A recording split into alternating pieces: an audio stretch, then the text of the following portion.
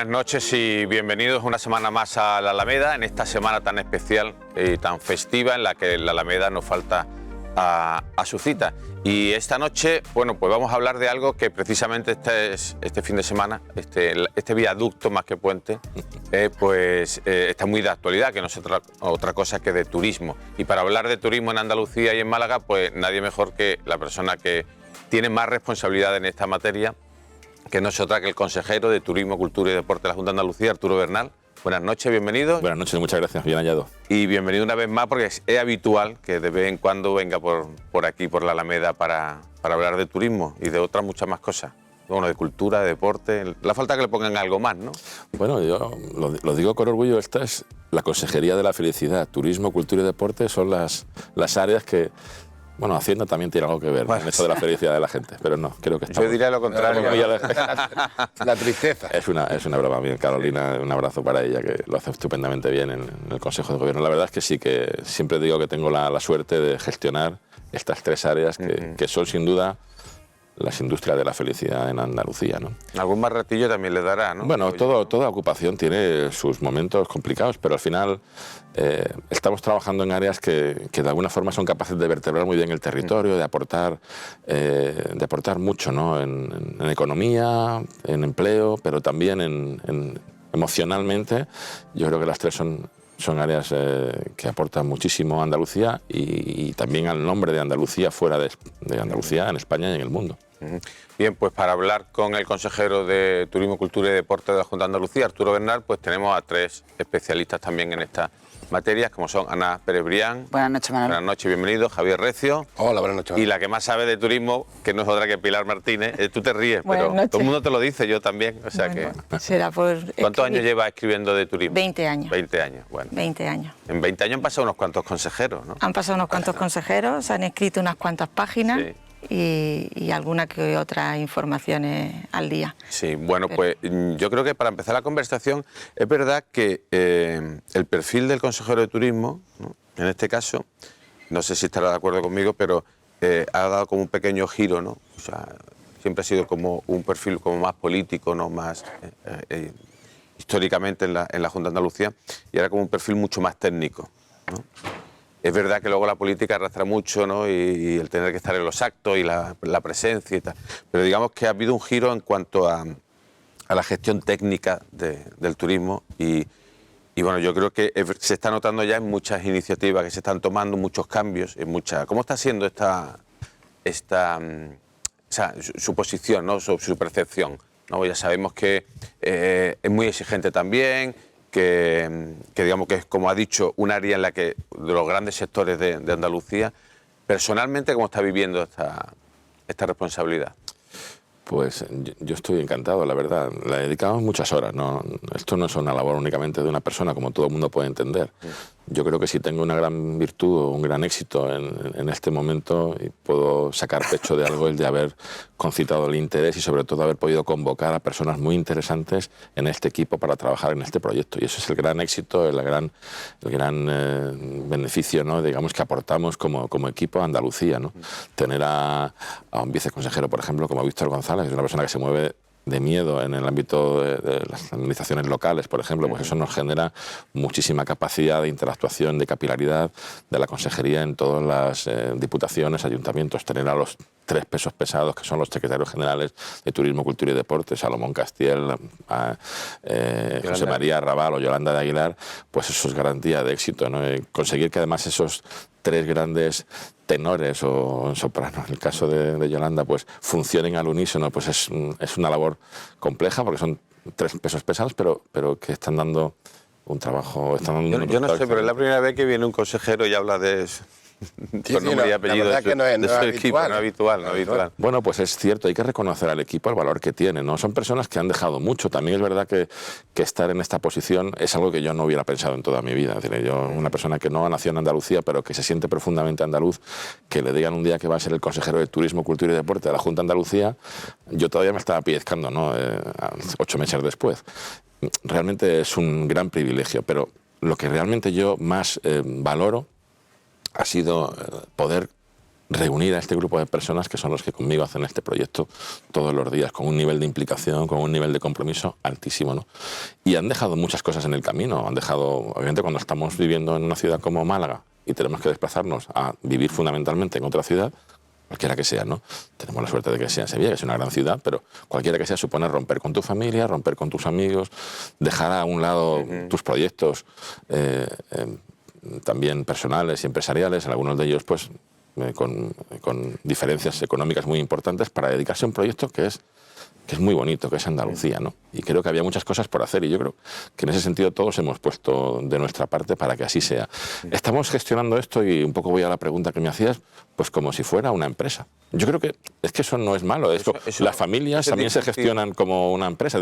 Hay que tener en cuenta cuáles son los ingresos, cuáles son los gastos que tienes, ser un poquito más eficientes con los ingresos, buscar proyectos a nivel de la entidad que se puedan acometer para traer, para llevar a Andalucía mucho más arriba, mucho más alto y conseguir que al final los objetivos fundamentales que tenemos todos, en cualquiera de las consejerías, economía y empleo para Andalucía. ¿Cómo conseguimos que haya unos mejores rendimientos económicos para Andalucía, que esté mejor posicionada en el ámbito español, en el ámbito europeo, desde el punto de vista económico y la competitividad empresarial, y también que haya mejor y mayor cantidad de empleo? No le voy a poner en un apuro, pero ya se podría gestionar la sanidad también con esos criterios, pero no hemos venido a hablar de sanidad. Bueno, la sanidad es un problema grande de muchos años. Yo creo que se está haciendo un muy buen trabajo por parte del equipo actual.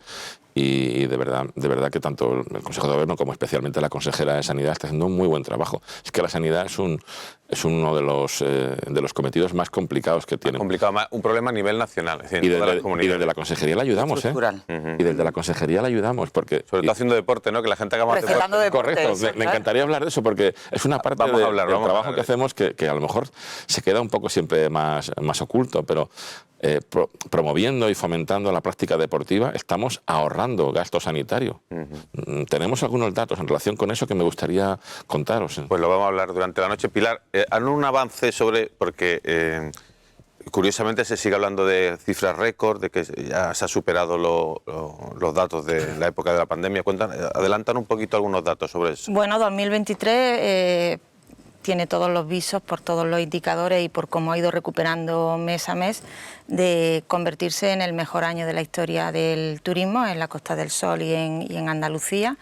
Él puede aportar con muchos más datos que las impresiones que yo puedo tener de los empresarios y de las estadísticas oficiales. Tú tienes muchos datos. Pero en cualquier caso parece que se cerrará como el mejor año de la historia y tiene, aunque hablar de récord suena como que tampoco es tan conveniente en turismo, pero en este caso yo creo que tiene un sentido especial y a valorar, porque supone la recuperación plena del turismo después de la peor crisis del sector que ha sido la pandemia. Entonces, esa recuperación tan rápida que ninguno de los expertos podía pronosticar, pues tiene su valor. Pero ¿no creéis que después de la pandemia ha habido un cambio también en la actitud del turista? O sea, más que del turista, de los ciudadanos, ¿no? Da la sensación como que, lo comentábamos antes de empezar el programa, como que han dicho, bueno, vamos a vivir al día y no dejo nada para mañana que pueda hacer hoy en cuanto a disfrute, ocio y... Sí, eso se ha producido, obviamente. La pandemia ha acelerado muchas cosas, ¿no? Yo creo que también ha producido cambios en la forma de comportarse de nuestros clientes objetivo, pero ha producido muchos cambios. La digitalización, por ejemplo, fue un cambio muy importante que se produjo. Teníamos una previsión de que íbamos a alcanzar un grado de digitalización en nuestros procesos de operaciones en 20, 30 años y la pandemia le quitó 15 años a ese proceso, ¿no? Ya no. Porque nos tuvimos que poner las pilas en año y medio porque había que operar de otra manera.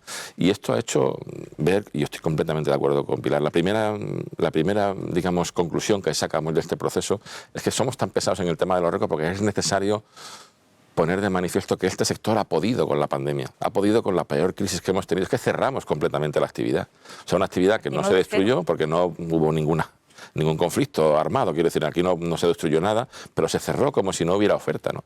Es claro, todo esto, obviamente, ha habido que superarlo y el sector lo ha superado. Entonces yo creo que hay que romper una lanza en favor de este sector, de los profesionales, de los empresarios y de los empleados, de todo el sector en su conjunto, que ha sido capaz de y esa palabra me encanta, resiliencia, con resiliencia poder resolver esta situación que era terrible y mejorar, y mejorar. Mirad, tenemos siempre, y pongo un ejemplo, gracias al trabajo que estamos haciendo, estamos siendo capaces, por ejemplo, de atraer a un público cada vez más cualificado. Buscamos ya, gracias a inteligencia de negocio y gestión de datos, estamos buscando en los mercados objetivos a grupos de clientes concretos, bien por tramos de edad, bien por localizaciones en determinadas áreas de los países, y estamos consiguiendo cualificar al cliente. Esto nos produce dos conclusiones o dos resultados directos. Uno, mejores ingresos, porque traemos a un cliente que gasta más en destino, está más tiempo, y también un cliente que se compadece mejor con la comunidad local, de manera que evitamos, o por lo menos paliamos, esa sensación que a veces se produce de carga en el destino por consecuencia de que hay cada vez más turistas, ¿no? Si vamos a un cliente más cualificado, un cliente que mejora su relación con la comunidad local, que se integra mejor, pues obviamente estamos procurando una mejor relación. Y esto está produciéndose, por ejemplo, con un mercado tradicional nuestro, el mercado británico, que tradicionalmente le poníamos el apellido de un mercado barato, ¿no? Porque los que venían aquí a España y particularmente a Andalucía, barato, ¿no? Sol y playa. Bien, hemos elevado en casi 4 años solamente la media de 80 a 134 euros por persona y día. De 80 a 134 euros por persona y día. Es decir, estamos siendo capaces de atraer a este destino un cliente de mayor capacidad de gasto, de mayor calidad. Eso es importante, lo estamos haciendo en todos los mercados a los que estamos dirigidos. El mercado norteamericano, que ha crecido más de un 60% en el último año, más de un 60%. O sea, no estamos trabajando. ¿Por qué? ¿Qué se ha hecho para que el turista estadounidense ponga sus ojos aquí? Bueno, o canadiense. Básicamente ya tenemos conexiones con Estados Unidos, eso es importante. Sí. Se empieza a hablar de Andalucía nuevamente en Estados Unidos, España, Andalucía, y sobre todo estamos haciendo una política de promoción, como digo, inteligente. Le llamamos inteligencia de negocio a esta acción que tenemos dentro de la casa. Pongan un ejemplo, yo qué sé, de lo que se está haciendo allí. O el tipo de sector al que se dirige, que también decía tramos de edades. Correcto. Mira, un ejemplo puede ser la propia campaña que tenemos Andalusian Crush, que todo el mundo la ha conocido, ¿no? Nosotros hemos dicho, oye, tenemos la posibilidad, no hay ningún otro territorio que esté haciendo ningún tipo de trabajo en un segmento de edad tan definido. Estamos viendo aquí en la imagen. Como son la generación Z, ¿no? Rompedora total. Entonces, oye, ¿cómo nos dirigimos a este público? Es un público que tradicionalmente no se le puede abordar igual que con las mismas campañas, los mismos mensajes o las mismas formas de relacionarse que tenemos con las otras tramos de edad. ¿Cómo lo hacemos en este caso? Pues vamos a buscar una comunicación adecuada para ellos, en un entorno adecuado para ellos, con un mensaje adecuado para ellos, y siendo pues tan disruptivos como hemos sido. Se acaba de presentar también en Estados Unidos. En Nueva York se acaba de presentar también. Bueno, en Nueva York, ya estamos también en Japón, estamos también en China. Estamos en todos los mercados objetivos en los que queríamos estar, no solamente consolidando Europa, sino también Estados Unidos y Canadá, y el Asia, fundamentalmente en el Asia del Pacífico. Bueno, esta es un elemento más de esta estrategia. Obviamente el spot es un spot, tampoco es el todo de lo que vamos a hacer, pero es una parte importante. No solamente también estamos generando esa primera percepción de Andalucía, eso dónde está, queremos conocerlo, sino que también para el operador local, para los hoteleros, para los restauradores, para la industria andaluza, es como sentirse reforzados en su papel de emisores, ¿no? A mí me gustaría preguntarle si tienen calculado el PIB, ¿no?, de lo que deja el turismo a nivel andaluz. Sí. Y después, usted ha hecho alguna referencia también, si hay riesgos de turismofobia. Y si está justificado ese movimiento que hay, porque existir existe, no todavía de una gran mayoría, pero como el odio al turista como invasor. Yo no lo percibo, pero vamos a ver, todas las actividades económicas tienen siempre algunos inconvenientes, ¿no? Cualquier actividad económica que uno pueda pensar siempre tiene algún inconveniente. El turismo, obviamente, la actividad turística implica, o el fomento de la actividad turística implica que vengan más turistas y que dejen más ingresos y que generen más economía y más empleo en la provincia o en la ciudad o en la región. Obviamente esto puede darse en el caso de que en algunas ciudades, en algunos momentos y en algunas áreas de algunas ciudades se produzcan algunas sensaciones de carga. Y bueno, pues esto hay que gestionarlo desde las ciudades, desde la región, a través de gestión de flujos, ¿no? Es la única manera. Siempre me hace gracia, y lo hemos comentado alguna que otra vez, que somos muy críticos con el turista cuando estamos aquí en Málaga. Pero cuando luego cuando nosotros vamos de invadimos... turistas, Estamos iguales. somos todos iguales. somos turistas, Es decir, al final todos Claro. somos turistas, ¿no? Es que parece, cuando hablamos del turista parece una especie de señor que no sabemos de dónde viene, Sí, sí. que lleva chanclas, que lleva calcetines blancos, no sé, pensamos en un turista como algo dañino. Todo lo contrario, gracias a que tenemos el turismo, es decir, el turismo es, y me voy a una referencia que algunas veces utilizo, una película antigua, yo tenía solo 2 años cuando se estrenó, que se llamaba El turismo es un gran invento, no sé si se acuerdan, bueno, obviamente es una película muy antigua, y es un gran invento, el turismo es un gran invento, ha producido muchos cambios en este país. De hecho, la transición que conocemos y que ha sido modélica y estudiada en muchas escuelas políticas en el mundo, la transición española, se produce como tal gracias a que ya España había empezado esa transición mucho antes, gracias al turismo. En los años 60 ya teníamos aquí turistas de todas las partes del mundo, especialmente de Europa, que nos enseñaban otra forma de vivir. Las suecas, las suecas famosas, que no eran No, pero suecas, eso que eran se abrieron los ojos, ¿no? se abrió la mente, diciendo, otra forma de vivir es posible, esta gente habla un idioma que no entendemos, queremos estar ahí, queremos ser igual que ellos, queremos poder salir de vacaciones.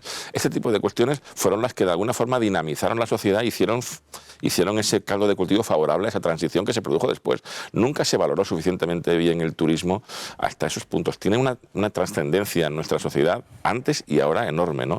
Y yo creo que las ciudades como Málaga tienen que recordar que tenemos esa potencia porque tenemos un aeropuerto. Gracias, Antonio. Y el aeropuerto está no porque hubiera un negocio de tecnología hace 30 o 40 años, no, lo que habían eran turistas y venían aquí.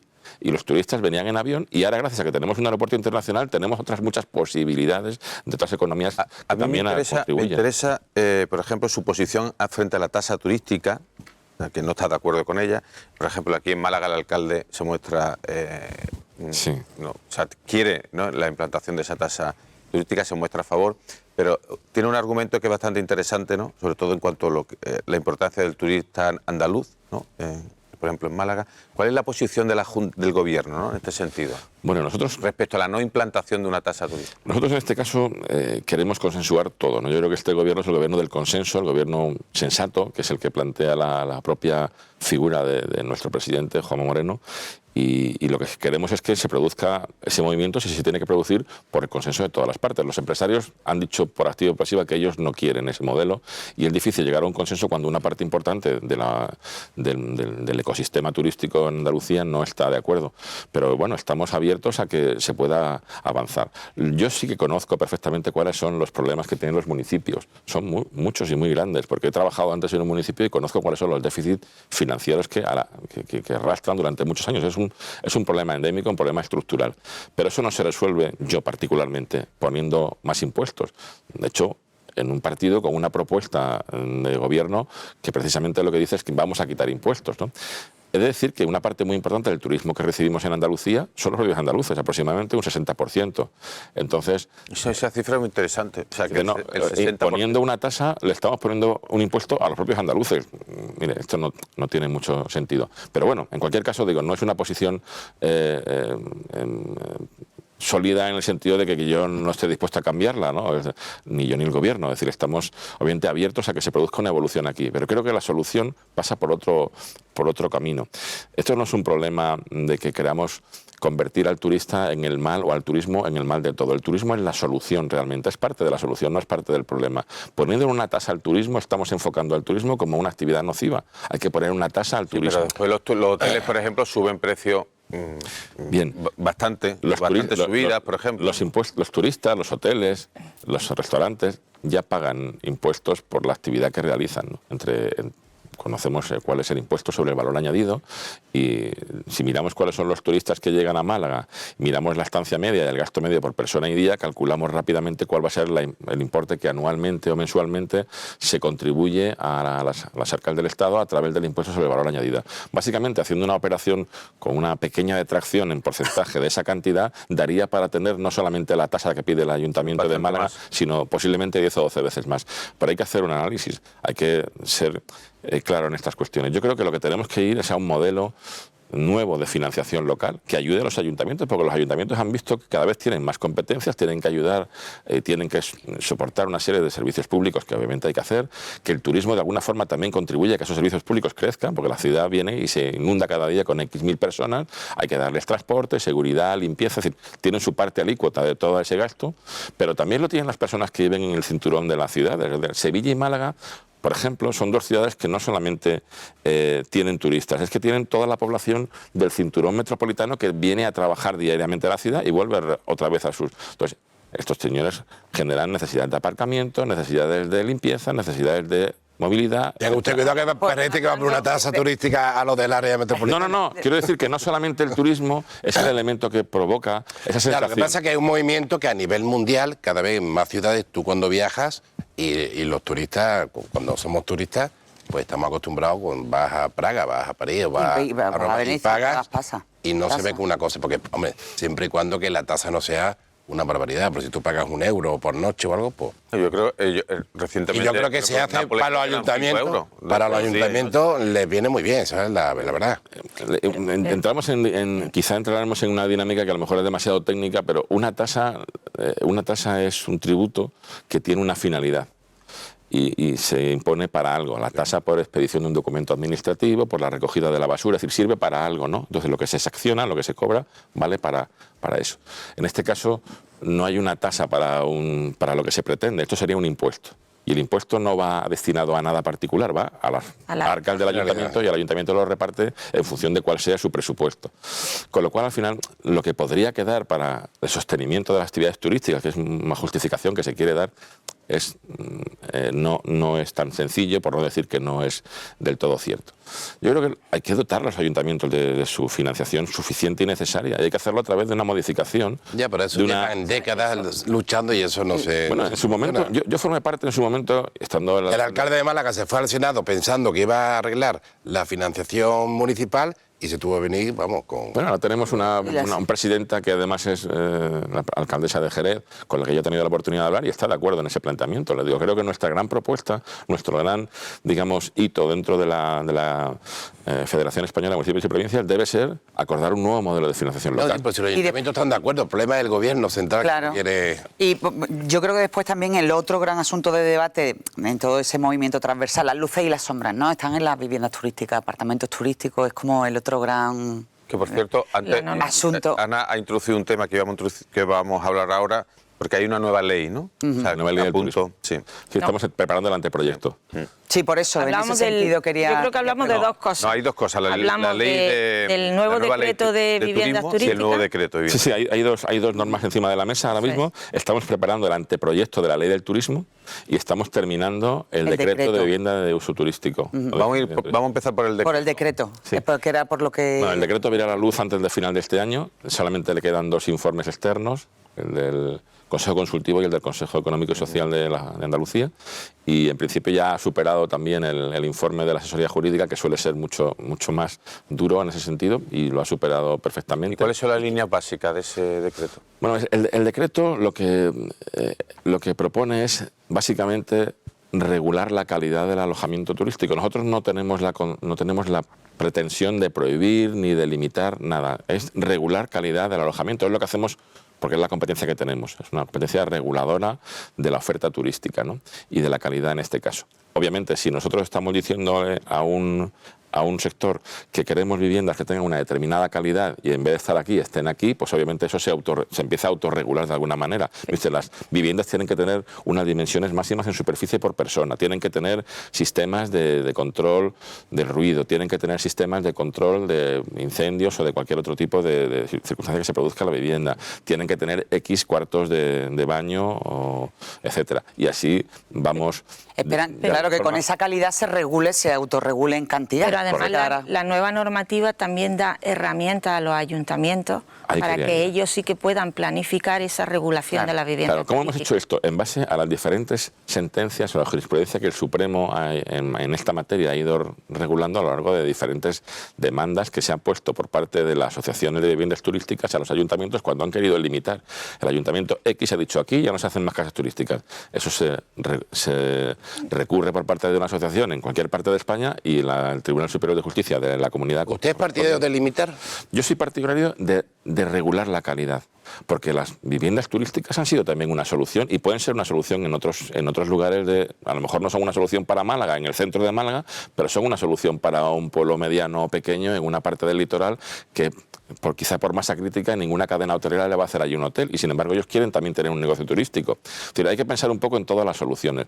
Yo creo que además la vivienda turística ahora mismo está contribuyendo de alguna manera también, cuando hay exceso y cuando hay descontrol no, pero cuando está todo regulado y controlado sí, a que haya un mejor negocio turístico, ¿no? El centro histórico de Málaga es lo que es hoy, entre otras cosas, por las inversiones que se hicieron, pensando en que había... Correcto, o sea, el centro de Málaga todo lo conocíamos hace 10 o 15 años, parecía mentira que aquello se pudiera poner en condiciones tan rápidamente, y gracias a las inversiones privadas, porque querían tener obviamente la posibilidad de tener allí un negocio turístico. Lo que hay que hacer, hay que controlarlo adecuadamente. Nosotros queremos que ese reglamento sirva, o este decreto sirva, para que se eleve la calidad de la vivienda turística, para que se permita a los ayuntamientos gestionar o habilitarles para que se permita gestionar la parte turística de su control urbanístico, donde quieren hacer el mayor o los menores desarrollos de viviendas turísticas. La vivienda turística es una actividad económica y por lo tanto puede estar ligado a suelo terciario o a suelo residencial en función de lo que permite el ayuntamiento. Nosotros no entramos en esa cuestión porque no es competencia nuestra, pero lo decimos en el decreto. Oiga, esto no es ni residencial exclusivamente ni terciario exclusivamente, eso lo define el ayuntamiento. Por lo tanto, en su planeamiento tendrá que decir si quiere o no. Hay algunos matices, y sobre todo es que el Supremo ha dicho en diferentes ocasiones a las sentencias del Tribunal Superior de Justicia de las diferentes comunidades, mire usted, lo importante en todo esto es que la medida que tome el ayuntamiento sea proporcional y sobre todo que sea en base a un interés general. Usted no puede decir limito porque me viene mal o porque hay mucha gente, tendrá que demostrar con estudios y con informes que efectivamente se produce una situación de carga. Pues vamos a hacer, perdone, una pausa, porque es que tengo que hacerla. Nos quedamos con este argumento y lo recuperamos en unos segundos porque volvemos ya mismo.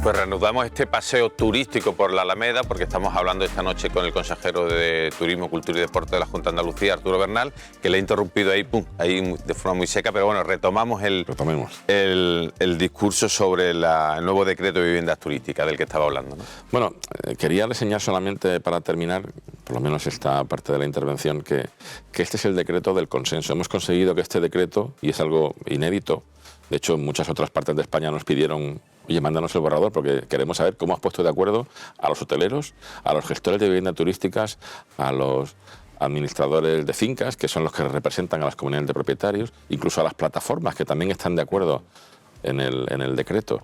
Y básicamente lo hemos conseguido porque hemos sido capaces de negociar en base a un interés común, ¿no? Yo creo que hay que reconocer que la vivienda turística es un elemento que está ahí y no podemos ocultar la cabeza y negarlo, ¿no? Nosotros nos limitamos, no nos ocupamos de prohibir, sino de regular la calidad. Y sobre todo pensando en que tenemos que hacer compatibles pues los anhelos que tiene una parte de la población de tener una actividad económica ligada a una propiedad inmobiliaria que tienen, que es su casa, una segunda, tercera residencia o simplemente una inversión que hayan hecho a tal fin, con el resto de la comunidad que también tiene derecho a vivir y a tener descanso en esa zona. Con lo cual, ahí todo lo que hemos hecho se basa en precisamente provocar esa como diríamos, compatibilización de ambos intereses, ¿no? No podemos prohibir gratuitamente, no podemos prohibir sin argumentos. Por otro lado, hay un derecho que también la ley protege, que es el derecho a la libre empresa, el derecho que tiene cualquier persona a tener su actividad económica y a desarrollarla.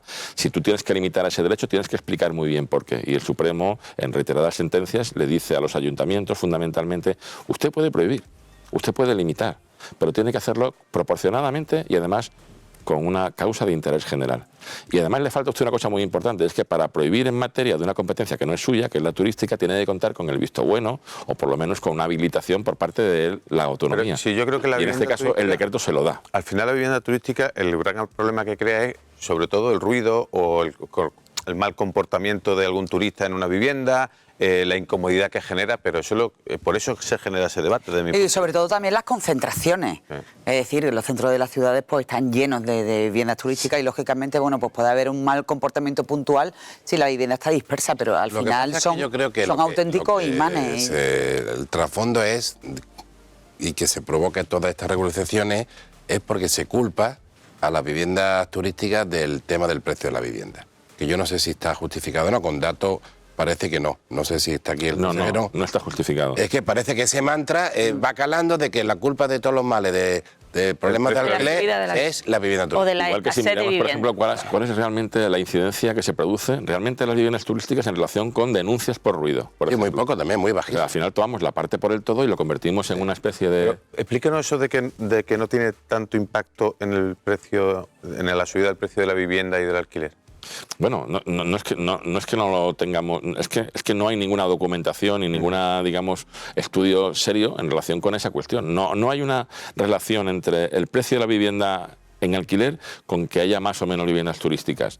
De hecho, la única ley que podía haber resuelto esto, que es la ley del derecho a la vivienda que promulgó el gobierno actual, el gobierno socialista en su etapa anterior, pues lo que hizo fue el efecto contrario, porque lo que hizo fue sobreproteger tanto a los inquilinos que con esa sobreprotección lo que hizo fue castigar a los propietarios. Y al castigar a los propietarios se echan atrás y dicen, pues esta vivienda no la pongo yo en alquiler. Muchos han buscado refugio precisamente en la vivienda turística. De hecho, tenemos ahora unas tasas de ocupación de vivienda turística que estamos empezando a medirla ya, porque claro, solamente tenemos datos en relación a cómo funcionamos en el turismo en base a los clientes alojados en los hoteles. Pero hay una parte muy importante de nuestra oferta turística, tanto como el 50% actualmente, que son viviendas turísticas. Y miramos y solamente tenemos una ocupación del 30-35%. ¿Por qué? Pues porque hay muchas personas que, aunque no tengan la vivienda realmente destinada al uso turístico, sí que la tienen inscrita en los registros correspondientes. Por lo tanto, ahí hay un apartamento, una vivienda turística, pero la verdad es que ahí nunca ha entrado un turista en año y medio. En 2 años. Lo así para quitarse el problema de... Pero digo, la tengo registrada aquí y ya la tengo fuera del canal de alquiler. Con lo cual, esa ley, yo creo que esa ley es la gran causante del problema que tenemos. Es la ley del derecho a la vivienda, que lo que ha producido es precisamente el efecto contrario, porque convierte a los titulares de viviendas en una especie de delincuentes que tienen que ser, digamos, perseguidos porque tienen que poner su...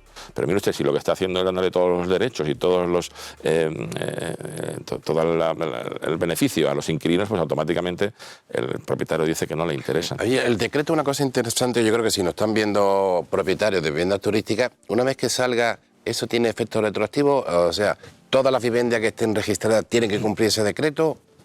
Vamos a ver, no tiene efectos retroactivos en cuanto a la calidad de la vivienda, lo tendrá cuando pase un periodo. Hay un periodo de transición en el que se dice, mire, usted para ser vivienda turística en Andalucía tiene que cumplir una serie de elementos. Como no va a entrar en vigor hoy, para mañana tiene usted que tener, no, tiene usted un plazo de 1 año para adaptar su vivienda a estas condiciones que son las que tiene. Todas las viviendas que estén registradas tienen que cumplir ese decreto. Tienen que cumplir esas condiciones, pero no se hace ese decreto no entra en vigor con carácter retroactivo. No, las que están en ese momento que no cumplan no van a ser apartadas. Se les va a dar un plazo de 1 año suficiente para que se pongan al día y que tengan que hacer las inversiones que tengan que hacer, incluso que readapten su oferta, porque una casa que tenga 20 metros cuadrados no puede haber 5 personas. Tú no la puedes publicar como apartamento para 5. No. ¿Y eso cómo se controla? Pues se controla con una inspección. Que también ¿Y la inspección tiene bastantes inspectores? Bueno, eso va asociado también a los movimientos que hemos hecho en los presupuestos de este año, dotando de mayor inspección y control nuestras delegaciones territoriales para que se pueda hacer un seguimiento efectivo de esa norma. ¿Cuántos inspectores hay en Málaga o cuántos se calcula que puede llegar a haber con el desarrollo del nuevo decreto? Pues no sé la cantidad exacta, pero tenemos una dotación que puede ser en torno a 15 o 16 y actualmente a lo mejor están trabajando a la mitad, porque algunos de ellos están con excedencia en otros puestos, es decir, tenemos algunas posiciones que no podemos dotar. ¿15 y 16 en Málaga? En Málaga. En Málaga. No nos quedemos ahí, digo, porque se nos va el tiempo. Respecto a la ley del turismo, Pilar, introdúcenos un poco...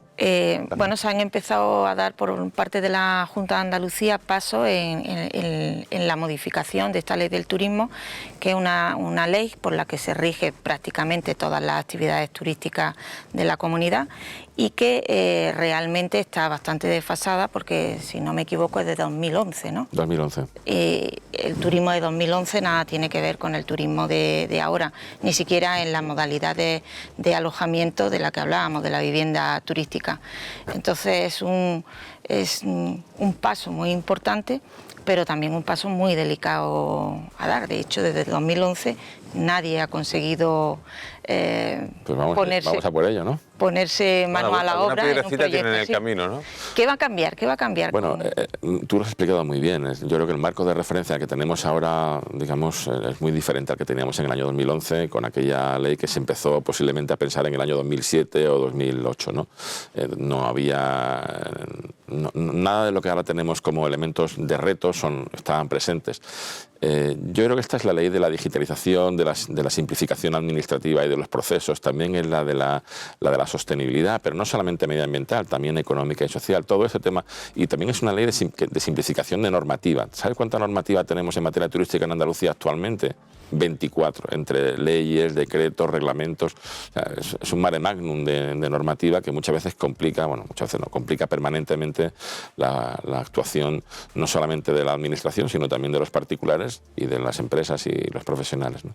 Entonces yo creo que hay que dar ese salto y que tenemos que mejorar nuestro marco de referencia porque hay nuevos retos que atender, especialmente, yo diría, la sostenibilidad medioambiental. Y te pongo un ejemplo que quizá pueda tomarse como una anécdota, pero es un ejemplo interesante.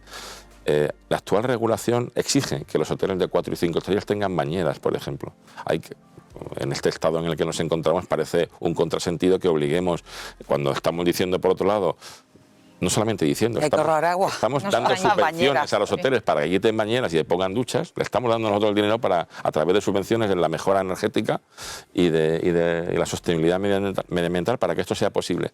Hay cadenas internacionales como por ejemplo Ritz-Carlton que no consideran adecuado llegar a acuerdos en comunidades donde por ejemplo haya estas regulaciones, ¿no? Y que tengan que poner bañeras en sus hoteles. Ellos no ponen bañeras en sus hoteles. Bueno, pues esto es como consecuencia de una regulación la que tenemos actualmente vigente, ¿no? Tenemos que trabajar mucho más e introducir elementos de inteligencia de negocio y que la norma también ampare todo este tipo de circunstancias a la hora de hacer un marketing turístico adecuado. Pero fundamentalmente tenemos que virar hacia la oferta. La oferta debe ser nuestro gran objetivo en esta normativa. ¿Y para cuándo estaría esa ley?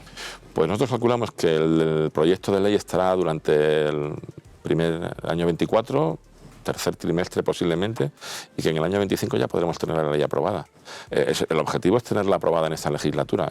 Sé que en el caso de una ley es complicada, pero como estamos trabajando en un proceso que incorpora al conjunto de empresarios, sindicatos, es decir, a plataformas, ¿no?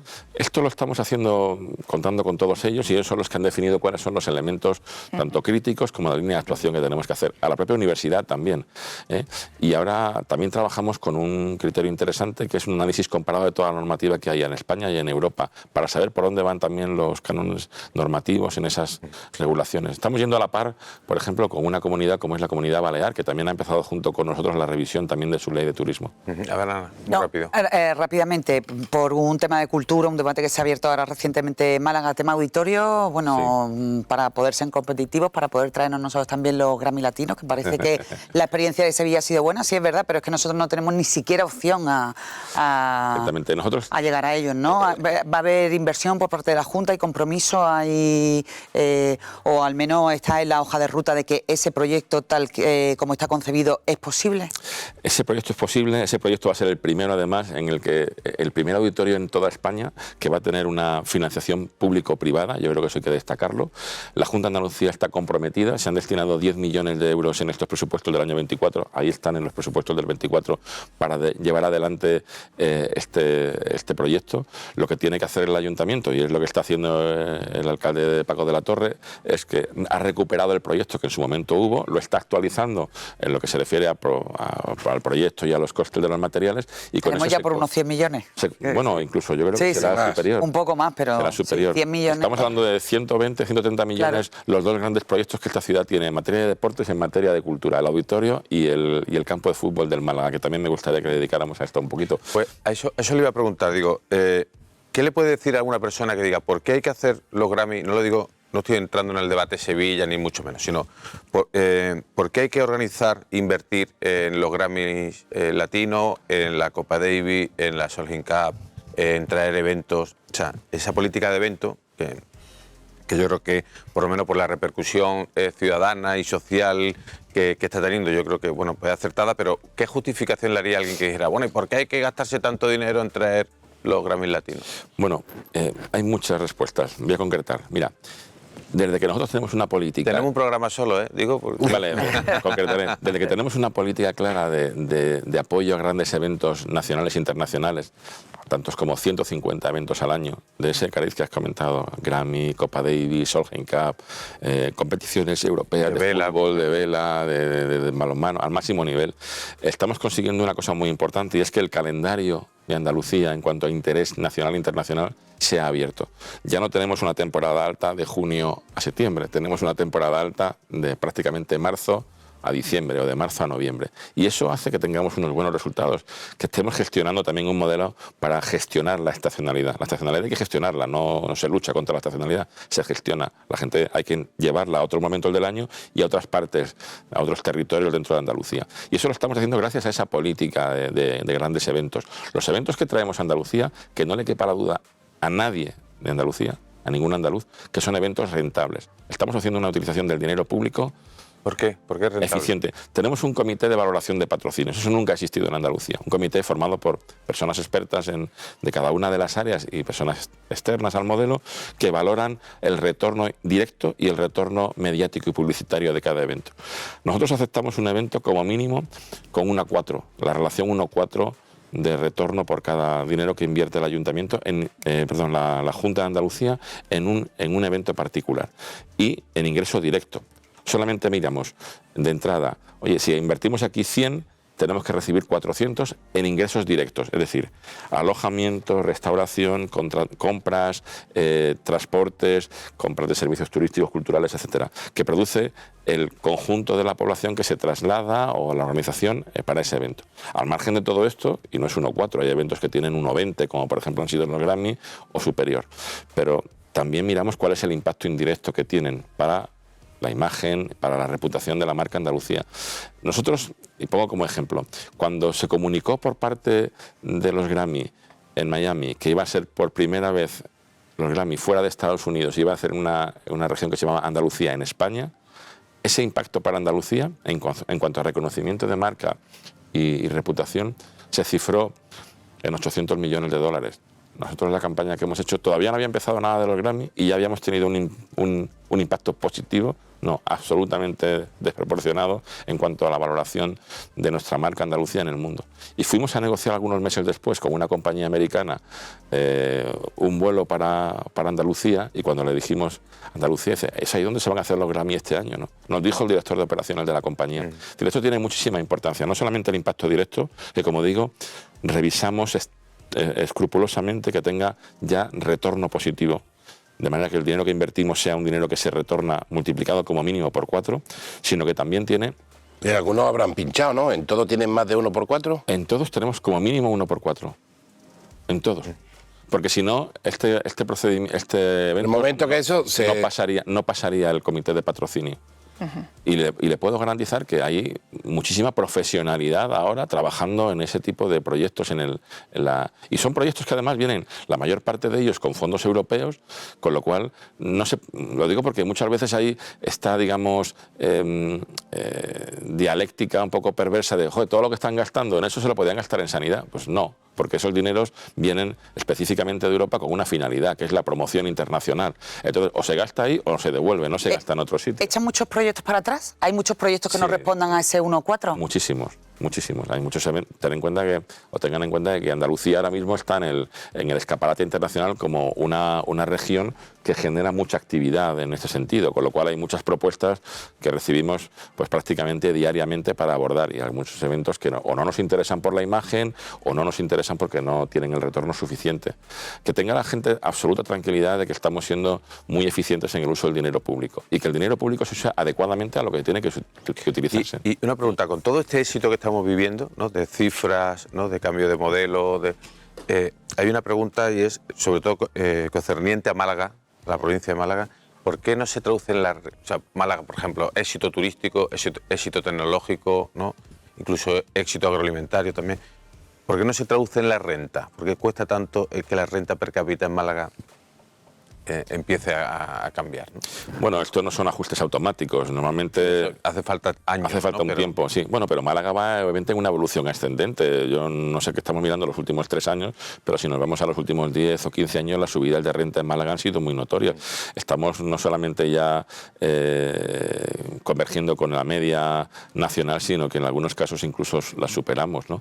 Yo creo que ese movimiento está funcionando bien, y la industria turística, me lo preguntaba antes Javier, supone para Andalucía más del 15%. Claro, eso es una media. Si te vas a unas poblaciones que viven específicamente del turismo, te vas a encontrar con que esa cantidad puede estar en el 40 o en el 50%. Y en algunos casos, o en algunos otros casos, pues a lo mejor está por debajo. Pero la media en Andalucía es un 15% de su Producto Interior Bruto. Es una barbaridad. ¿Y ustedes que organizan tantos eventos sin duda de calidad, cómo valora que en Málaga, por ejemplo, fracase a la hora de intentar organizar? Le pasó con la capitalidad cultural, le pasó con la exposición internacional, ahora recientemente la capital europea de la juventud. ¿Qué le pasa a Málaga que no es capaz de enganchar eso? Bueno, vamos a ver, aquí tenemos que ser quizá menos inocentes, ¿no? Y permítanme este comentario. Una candidatura de esa naturaleza no solamente es una candidatura de un proyecto de ciudad, es una candidatura en la que hay otros argumentos que también están por ahí, digamos, revoloteando, ¿no? Hay un interés político más o menos del órgano que concede esa determinada calificación o ese reconocimiento, que interesa más que ahora sea un país de esta zona porque sociopolíticamente o porque geoestratégicamente nos interesa más. Y esto no es ninguna milonga, es realmente así. También es verdad que tenemos que contar necesariamente con el apoyo del Gobierno de España. Esto es un proyecto que se gana por una ciudad dentro de un país, y el que hace el mayor esfuerzo, por lo menos desde el punto de vista del escaparate, es el país, y a veces no hemos contado con ese apoyo de forma clara, ¿no? Sí que para salir del paso, pero he de decir que desgraciadamente no de forma clara, quizá porque no interesaba a lo mejor que Málaga sobresaliera más que otras ciudades en el contexto de España, o porque había que dar un premio a otra ciudad en otro entorno, ¿no? No lo sé, no tengo todas las claves, pero ciertamente esto no es el proyecto de una ciudad. El proyecto de Málaga para la exposición era perfecto, se definió así, y creo que todo el mundo estábamos absolutamente de acuerdo de que todas las partes que participaron en su presentación hicieron un trabajo excepcional.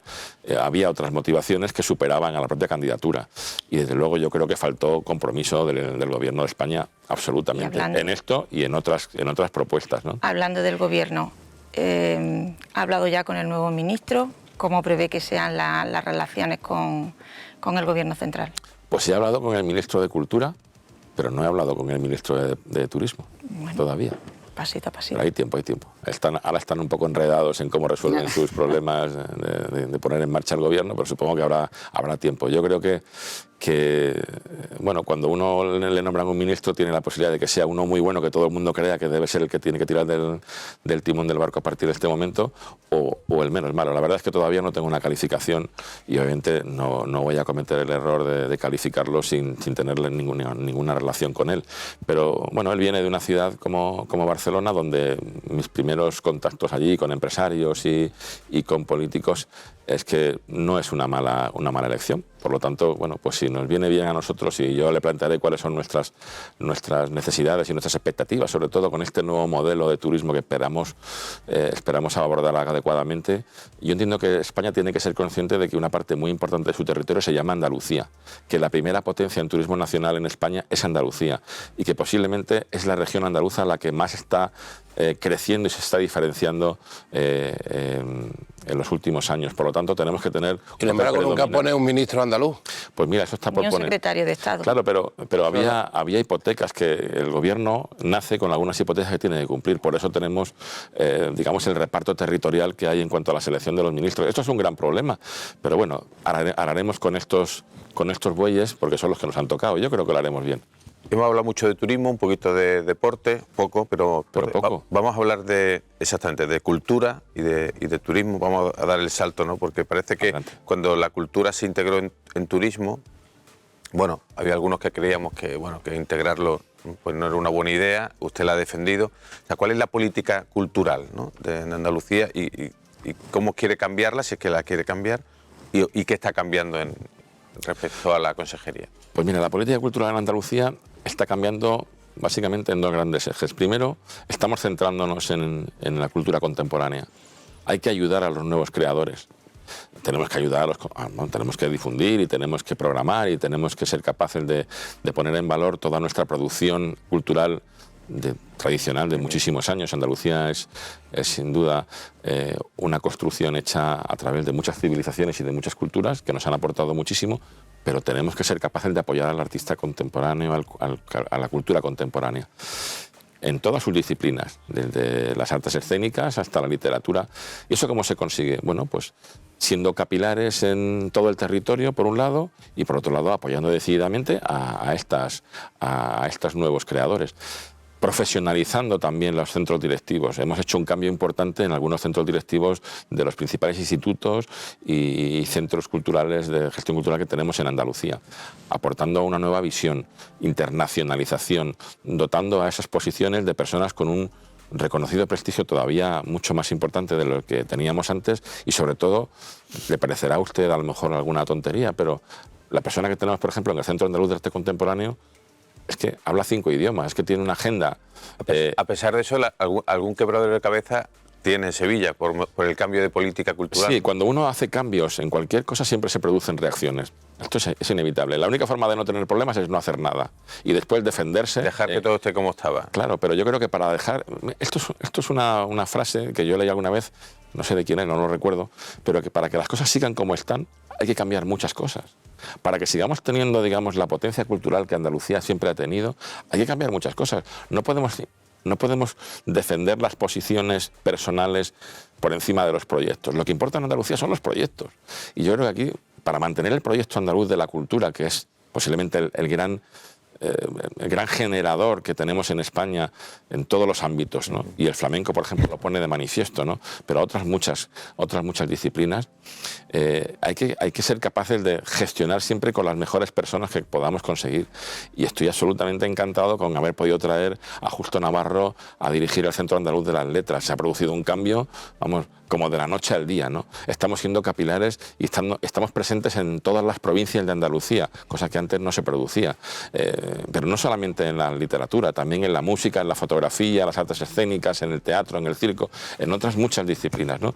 Eso es el gran cambio que está produciendo la gestión cultural en Andalucía, centrándonos en la cultura contemporánea, siendo capilares en todo el territorio y además, como digo, trayendo a los mejores profesionales a dirigir los centros claves de la cultura. Usted defiende mucho la profesionalización, la gestión en la... Absolutamente, es la clave. Entonces me gustaría saber cómo va, no sé si tiene datos del Museo de Málaga, no sé si a nivel de sitio, porque da la sensación que no sé si se están cumpliendo las expectativas o no.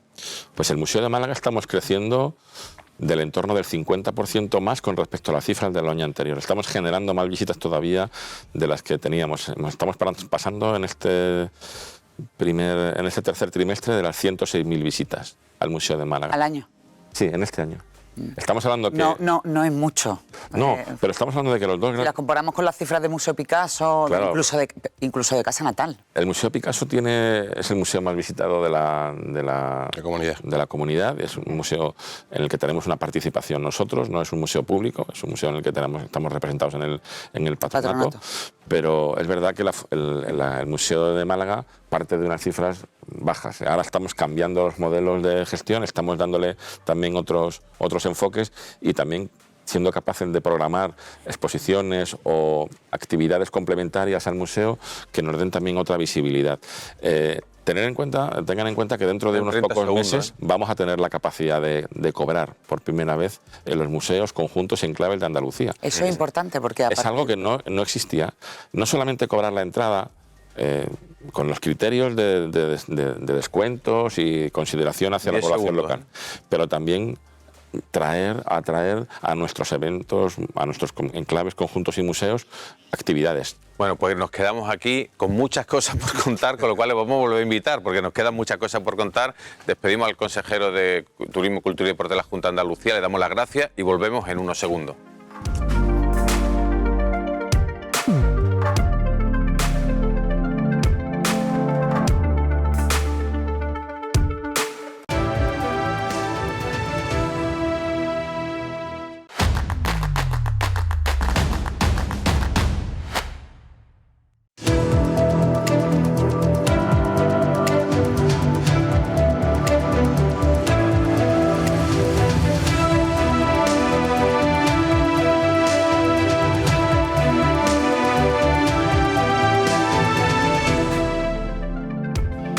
Pues reanudamos este paseo informativo por la Alameda. Estamos hablando con los periodistas Javier Recio, Pilar Martínez y Ana Pérez Brián. Hemos estado conversando con el consejero de Turismo, Cultura y Deporte de la Junta de Andalucía, Arturo Bernal. Y ahora vamos a hablar de uno de los temas. Si antes hemos dicho que esta semana en el programa de hoy lo vamos a dedicar al turismo porque bueno, es un tema de actualidad, sobre todo en esta semana tan festiva.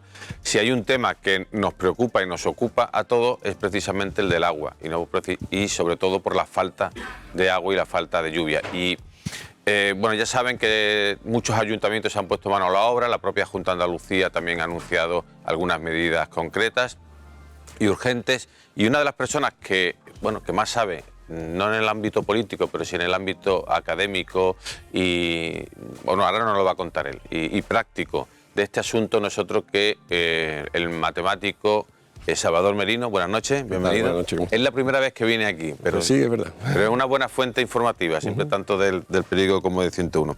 Y él es también su director del Instituto de Domótica, Instituto Andaluz, o de Domótica de Andalucía, que está radicado en la UMA.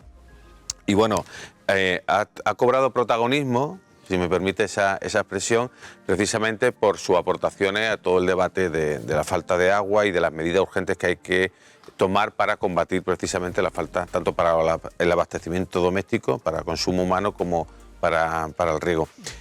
Le voy a pedir que en 30 segundos, si eso es posible, me haga una valoración de cuál cree usted que es ahora mismo la situación que estamos viviendo en Málaga y en Andalucía.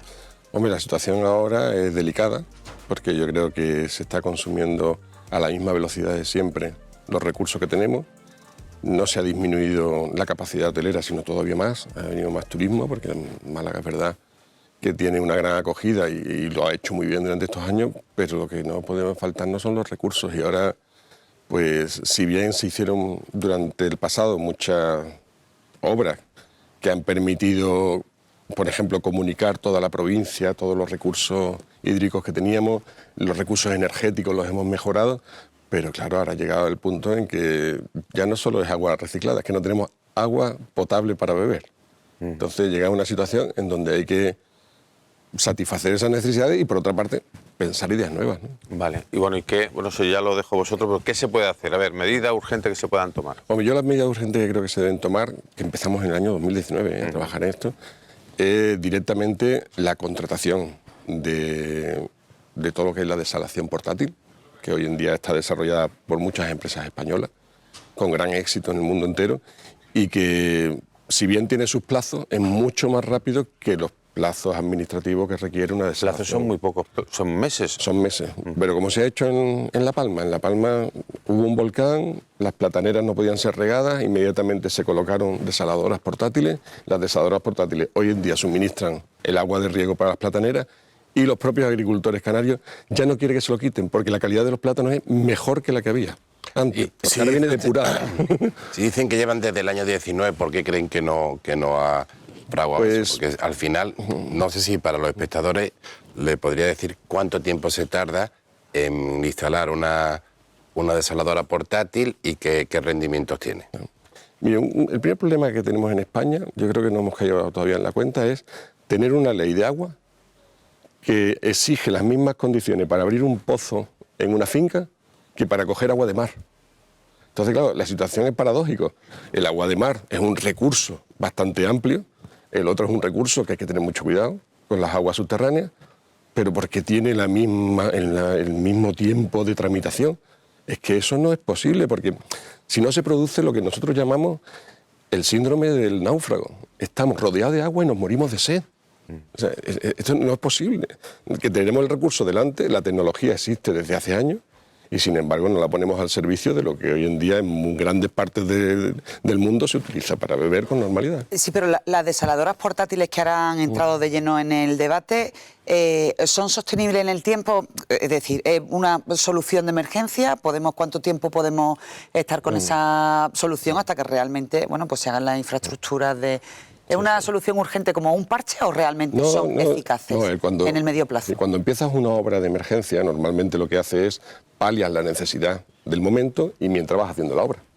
Tienes que hacer las cosas en paralelo. Entonces, si el desarrollo de una planta de desalación puede tardar 2 o 3 años, pues tengamos 2 o 3 años unas plantas temporales o provisionales, o como queramos llamarlas, y directamente vayamos usándolas. Que se comience una obra en otro lado, estas plantas portátiles se llevan a otro lugar y se comienzan obras. ¿Qué vida tiene esa desaladora? Esa desaladora tiene una vida aproximadamente de 10 años.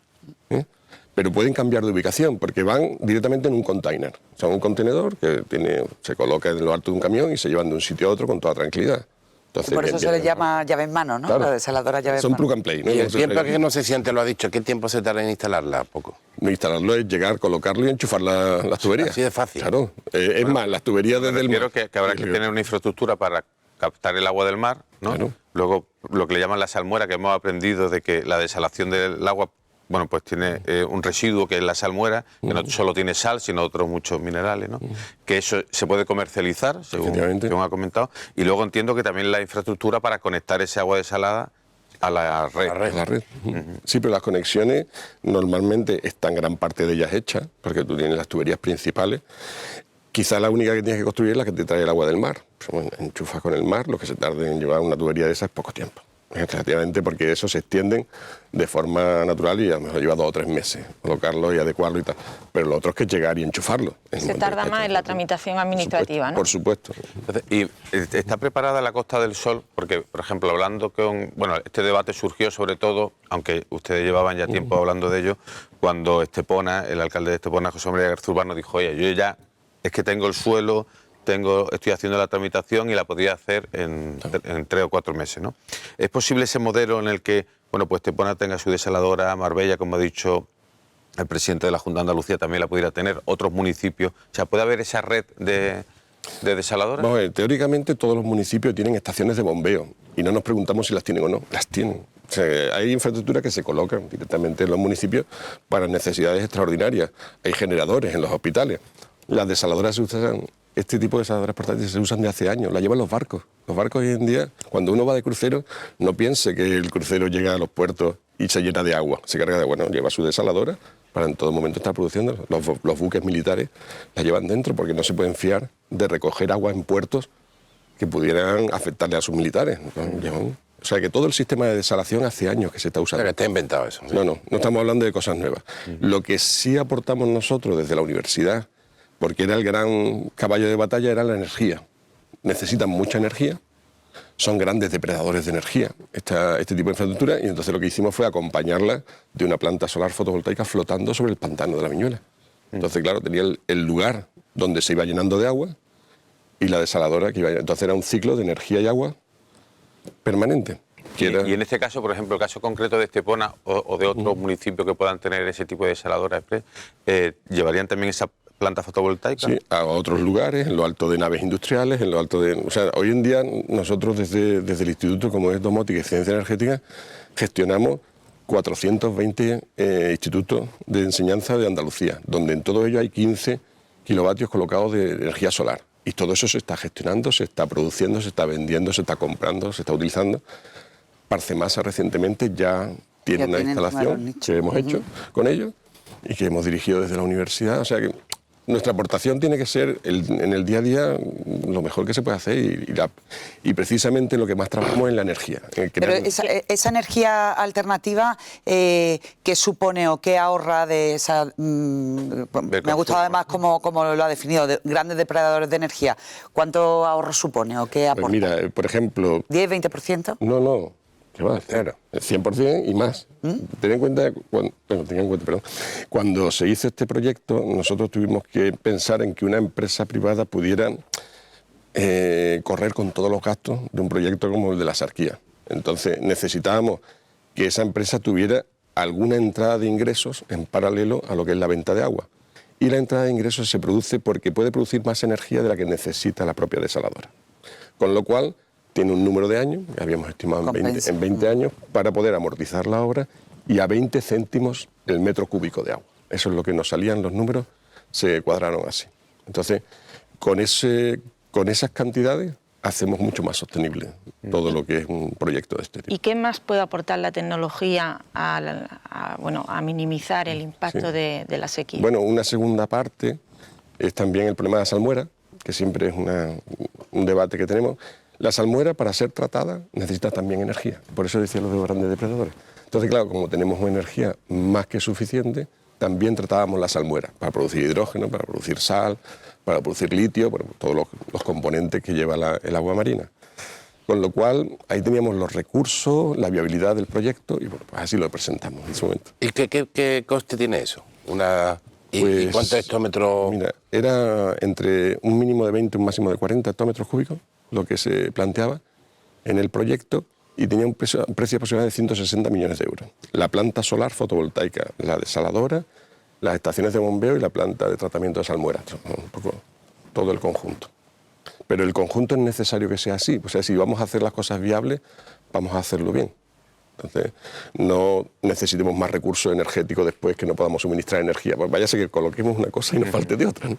Pero me está hablando de la portátil, o sea... No, estoy hablando de la fija. La fija, decía yo, de la portátil. No. De la obra que se tiene que hacer en paralelo Claro, una vez que sí. Las portátiles son aproximadamente unos 2,5 millones de euros por cada hectómetro cúbico anual. Y entonces, digo, para los espectadores, ¿qué necesidad, cuánto consume la población? Así, la población consume aproximadamente 5 hectómetros cúbicos cada 100.000 habitantes. cada 100.000 habitantes. Entonces, la Sarquía, unos 200.000 habitantes, 200 y algo mil, 10 hectómetros cúbicos anuales. Para consumo humano. Para riego son otras necesidades ampliadas, ¿no?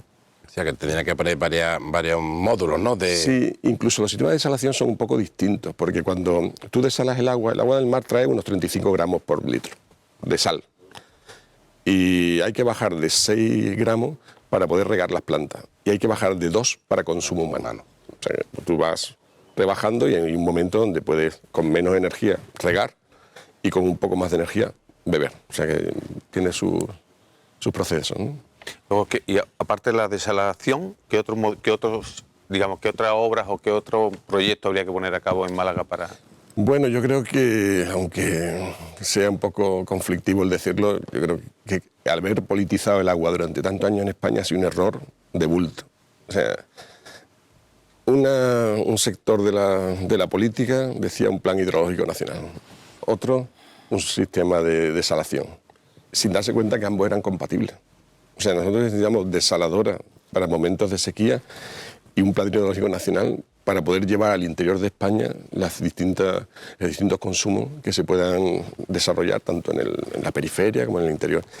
Entonces, yo creo que ha llegado el momento en que dejemos de pensar como regiones, ¿no?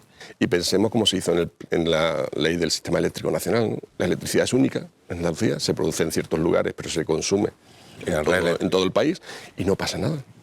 O sea, que esto son circunstancias. Llueve, no llueve en todos lados, llueve donde quiera llover y pueden consumir el resto. Y en su interlocución con las administraciones, que supongo que bueno que como especialista en estos asuntos, que la verdad es que está dando una lección, ¿realmente usted vislumbra ese compromiso de decir, venga, vamos a hacerlo? 160 millones de euros. Sí. Pero, ¿sí o no? ¿Hay compromiso? Yo, cuando he dicho 160 millones de euros, son empresas privadas invirtiendo. Ya, Todo el proyecto. pero...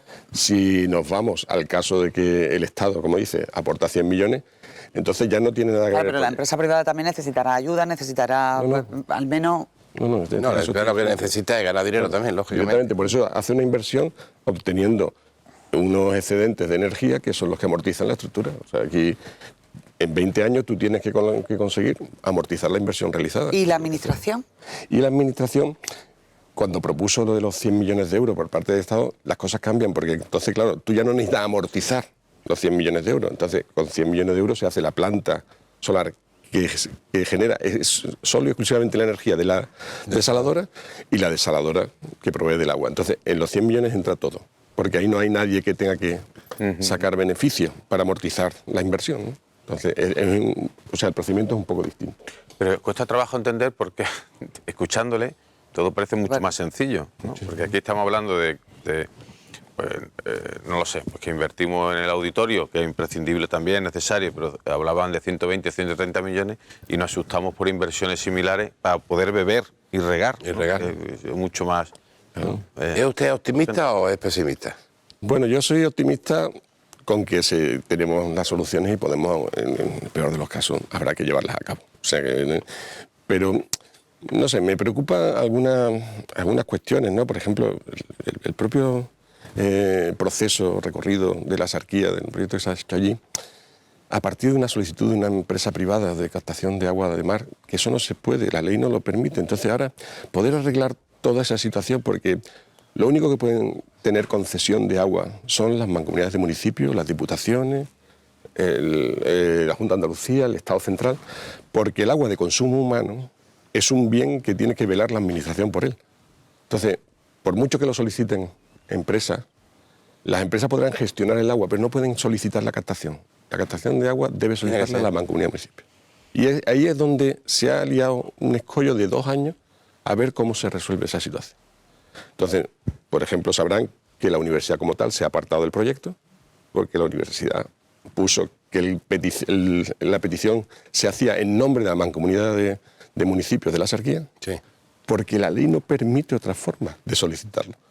Y entonces la mancomunidad de municipios dice, no, nosotros no solicitamos agua, como ustedes no solicitan. Ustedes son los únicos que pueden solicitarlo. No se eximan de su competencia.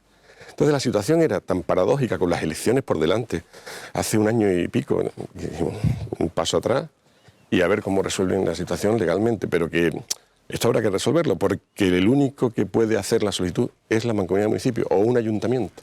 No pueden solicitarlo empresas privadas para abastecimiento humano, ¿eh? Hablamos en todo momento. Y al nivel de las portátiles, además de Estepona, ¿tiene usted conocimiento de otros municipios que estén interesados? Sí, incluso la propia zona de Algarrobo, de Torró, ellos están trabajando porque ven que la situación se está yendo un poquito en los plazos, ¿no? ¿Cuánto de tarde vamos? Pues yo creo que bastante, sinceramente, ¿no? Porque todas estas soluciones fueron aportadas hace 3 o 4 años, empezamos a trabajar en proyectos estratégicos de la Junta a través de diversas formas y, sin embargo, pues, está costando mucho trabajo. Y dice que es optimista, pero no tiene nada que ver con la preocupación. ¿Usted está preocupado? Hombre, yo estoy preocupado porque no haya que llegar a la misma situación del volcán de las Canarias. Que haga falta un volcán para decir, bueno, pues mañana llegan las desaladoras portátiles y se colocan. Y a la semana siguiente está resuelto el problema. Eso es lo que no se entiende, ¿no? Que es una solución fácil. Es que es un poco incomprensible que estemos ante una situación muy grave, una emergencia, y que haya tantas trabas administrativas o políticas o de definición en leyes o en el marco normativo que esté retrasando tanto las soluciones a algo que es urgente. Inmediato. Pero fíjese, nosotros no hemos tenido ley de agua regenerada hasta hace relativamente poco. Un país como España no ha tenido una normativa en ese campo. Pero es que en el año 85, cuando se hace la ley de agua, no estaba previsto la desalación. Hubo que hacerla en el 2001. Cuando se hace el Plan Hidrológico Nacional es porque había tecnologías desarrolladas en el mundo, especialmente Israel, que ha sido uno de los grandes impulsores de sistemas de agua. Y aquí, pues no, ni se estaba ni se le esperaba, ¿no? En una situación... Es que y entonces, claro, a partir del 2001, pues se hizo una legislación, como les he dicho antes, muy confusa, porque, claro, el agua de mar necesita la misma legislación que el agua de un pozo. No puede ser, ¿no? Con esos recursos. El mar siempre se está llenando de lluvia. En el mar es donde más llueve, es un agua permanente, no solo la que le llega por los ríos, ¿no? Entonces... Después hay una cuestión paradójica, creo que recuerdo cuando fue la gala de San Telmo, que el profesor decía que paradójicamente en España tenemos una tecnología absolutamente puntera en desalación, que somos uno de los mejores países del mundo. Vendemos esa tecnología a Israel y a la vez nosotros tenemos una tecnología para nosotros en nuestras plantas desaladoras casi, no dijo de tercer mundo, pero bastante mejorable, ¿no? Bueno, una paradoja... Hoy en día casi todo, la desalación se produce por osmosis inversa en el mundo entero, porque la tecnología es similar en todos lados, incluso ya la desaladora de Marbella se hizo con esa tecnología, que no es... Vamos, que lleva años... Pero sí que hay esas dos velocidades o ya... Sí, lo que sí hay es convergemos. métodos más eficientes, sistemas que con menos energía consiguen producir el agua y esas, las empresas españolas son absolutamente pioneras. O sea, nosotros con las que hemos trabajado pues son las que colocan las desaladoras en Marruecos, en Portugal, en Israel, en los países árabes. Entonces, que nos encontramos Zona de desierto que saben qué hacer, ¿no? ¿En qué situación estamos respecto a esos otros países? Pues probablemente en que ellos han tenido esa situación que solventarla y tienen grandes recursos económicos y han sido prioritarios para poder hacer las inversiones. Es decir, cuando se dice voy a hacer una desaladora portátil, hay que ponerse en cola, ¿eh? O sea, en cola hay que ponerse hace un año. Es decir, mire usted que le voy a pedir 2 desaladoras portátiles, 3 desaladoras portátiles y que ponte en cola porque Arabia Saudí tiene pedido, Irán tiene pedido, Israel tiene pedido, Rusia tiene pedido, todos los países hacen sus pedidos a empresas españolas que son pioneras, que son las mejores en el mundo. O sea que ahora si un municipio quisiera tener... ¿La lista de espera? Claro, tendrá que ponerse en la cola, pero hay que ponerse. O sea, es que no estamos diciendo que no haya... ¿Pero podemos aguantar un año? Bueno, no sé lo que será, si un año, 2 meses, 3 meses, lo que la empresa tarden en fabricarlas, pero me refiero que no es una fabricación como los coches que llega uno y se lo compra en un concesionario.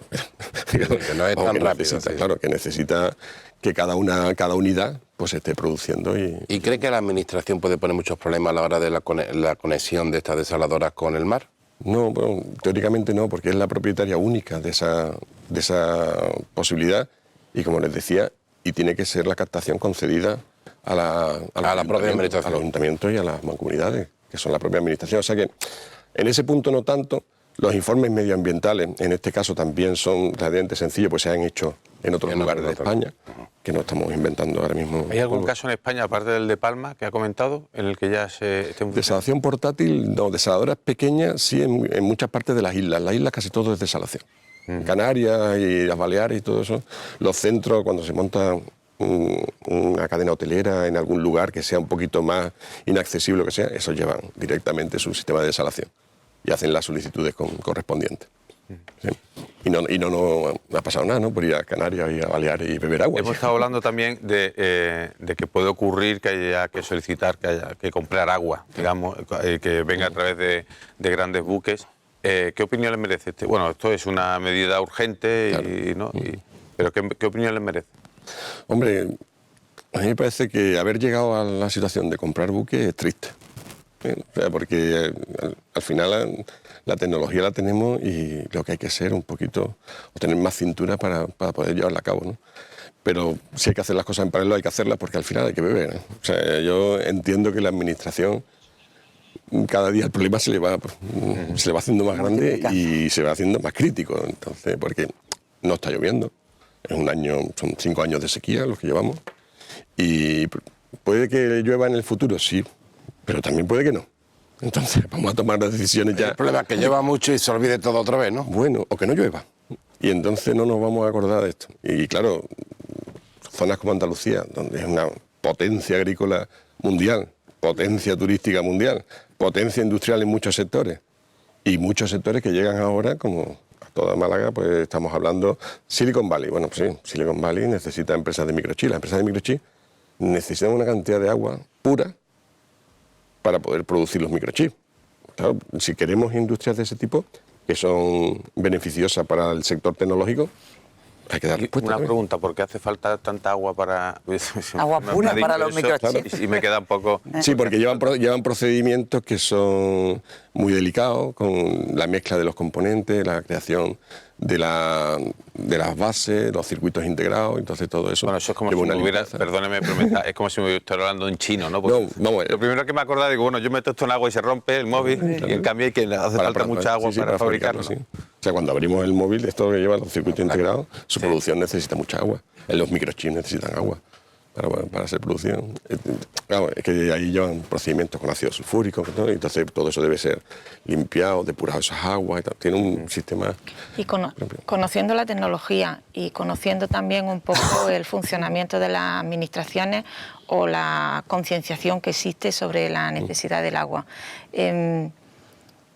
¿qué considera que sería necesario y urgente que se tomara ya una medida concreta hacia un lado o hacia otro para dar algún paso de gigante en el que evitar llegar a lo peor, al peor escenario? Hombre, yo por intentar resolver la situación administrativa en paralelo a la situación tecnológica, las soluciones tecnológicas que existen, yo iría ya haciendo por parte de los ayuntamientos, las mancomunidades, las solicitudes de captación de agua, que tienen un trámite, y ese trámite tienen que hacerlo, y que en paralelo pues, se estén poniendo en cola para la compra de esos equipos, como para los suministros que se necesiten, y ir buscando bueno, las ubicaciones óptimas para dónde colocarlas, dónde poder poner las plantas de energía que suministren la energía necesaria. O sea, todo esto se puede hacer en paralelo. O sea, que no estamos hablando de haya que esperar uno para el siguiente. Sí, tenemos solo 2 minutos, pero ¿qué opinión, como técnico y científico y matemático y todo eso que es, le parece, qué opinión tiene sobre las presas, sobre el complejo que hay en este país con el tema del almacenamiento de agua? ¿Cree que son medidas ya en desuso o que deberían potenciarse? Hombre, yo creo que ahora que nosotros le hemos dado un nuevo uso a esas presas como plataforma para crear la energía que llene esas presas, pues creo que podemos pensar de otra forma ya, ¿no? O sea, ahí están los contenedores que pueden contener el agua y además generar la energía. Porque no olvidemos que muchas de las presas lo que tienen son las líneas eléctricas que salen de las hidroeléctricas. Pues ahora las líneas eléctricas podemos usarlas para las placas solares, sacar la energía hacia el país, desde el propio pantano sin soltar agua. Es decir, que siguen siendo un elemento útil y necesario. Por supuesto. Bueno, pues hemos llegado al fin y habría un montón de preguntas que bueno, ahora luego cuando acabe yo le seguiré preguntando por eso del agua para los microchips. Pero bueno, muchísimas gracias. Le volveremos a llamar porque yo creo que va a ser un tema bastante recurrente. Gracias, Ana Pérez Brián, gracias, Pilar, gracias, Javier, y sobre todo gracias a todos ustedes por acompañarnos en este paseo, que ya saben está coproducido por 101 Televisión y el periódico Sur. Hasta la próxima semana.